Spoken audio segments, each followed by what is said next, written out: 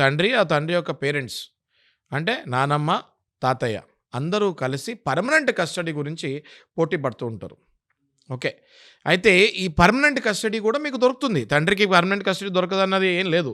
దొరుకుతుంది. కానీ మీరు మీ వైఫ్ కంటే అంటే తల్లి కంటే కూడా మీరు సామర్థ్యులు అని ప్రూవ్ చేసుకోవాలి. అన్ని రకాలుగా మెంటలీ స్టేబుల్ అన్నది ఒకటి ప్రూవ్ చేసుకోవాలి. ఫిజికలీ స్టేబుల్ అన్నది ఒకటి ప్రూవ్ చేసుకోవాలి. ఫైనాన్షియలీ స్టేబుల్ అన్నది ఒకటి ప్రూవ్ చేసుకోవాలి. మీ కరెంట్ బిహేవియర్ ఏంటి అన్నది ప్రూవ్ చేసుకోవాలి. ఓకే. మీ బ్యాడ్ హ్యాబిట్స్ని ప్రూవ్ చేసుకోవాలి. You have to be alcoholic free some times. అంటే ఆల్కహాలిక్ ఫ్రీ ఉంటే ఆ ఇంట్లో వ్యవస్థ లేకపోతే ఆ ఇంట్లో పరిస్థితులు బాగుంటాయి. రోజు ఆ తండ్రి తాగి వస్తున్నాడు, ఇంకెక్కడ చూసుకుంటాడు కొడుకునో కూతురునో?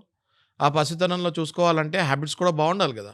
ఒకవేళ చైన్ స్మోకరు, ఓకే, ఇల్లంతా పొగుంటుంది, దానివల్ల ఆ కొడుకో కూతురో హెల్త్ ఎఫెక్ట్ అవుతుంది కదా.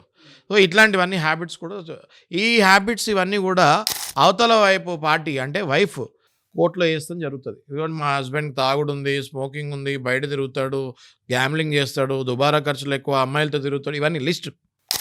ఈ లిస్ట్ అన్నీ పెడితే మీకు పర్మనెంట్ కస్టడీ వచ్చేది 99 కాదు 100% కష్టం.